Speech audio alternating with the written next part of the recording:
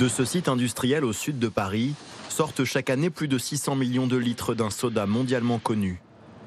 À Grigny comme ailleurs, on trouve beaucoup de choses dans le Coca-Cola, mais surtout de l'eau, jusqu'à 80%.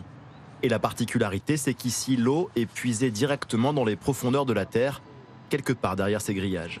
Là, on se trouve à la limite du périmètre dans lequel je ne suis jamais rentré, de l'usine Coca-Cola de Grigny, et qui, depuis le début, dispose de son propre captage souterrain à un endroit de ce périmètre, mais dont je ne pourrais même pas vous dire précisément où. C'est-à-dire qu'aujourd'hui, pour pouvoir bénéficier du seul captage en profondeur, il faut effectivement acheter du Coca-Cola.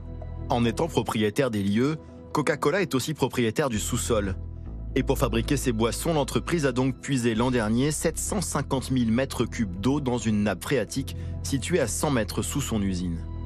De l'eau de source pour l'industriel, mais pour savoir d'où vient celle qui coule dans les robinets des habitants de Grigny, direction les bords de Seine. Donc voilà, l'eau rentre par cette grille. L'eau du fleuve est captée, filtrée et traitée par un système visant à la rendre potable. On a vu que Coca pouvait donc se servir d'une eau très pure pour fabriquer ses sodas. Là, on est du côté de ce qui est pour les habitants.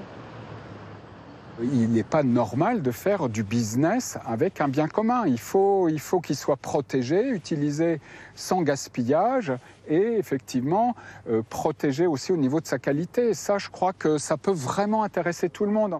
Grigny est connue pour être la ville la plus pauvre de France. Mais son territoire dispose aussi d'une richesse inestimable.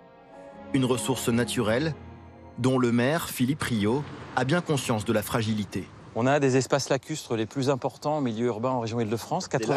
Des lacs, 90 hectares de lacs, de zones humides, avec une biodiversité absolument remarquable qu'il faut protéger. Donc voilà, Grigny est une ville d'eau, on pourrait s'appeler Grigny-les-Bains. Grigny-les-Eaux, Grigny-sur-Seine, mais c'est Grigny tout court. Grigny et ses eaux précieuses. Coca-Cola ne s'y était pas trompé il y a 36 ans lors de son installation sur la commune. Une multinationale certes, mais des bulles made in France.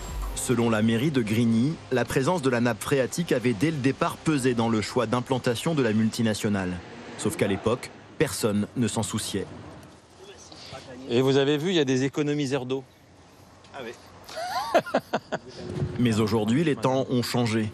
Le maire estime que cette nappe phréatique pourrait plutôt servir à tous en cas de sécheresse. Au lieu de prendre dans la nappe, on a des tuyaux qui passent et on leur vend l'eau, tout simplement. Mais ça fera le coca plus cher. En 24 heures, ce statu quo qui durait depuis des décennies a basculé.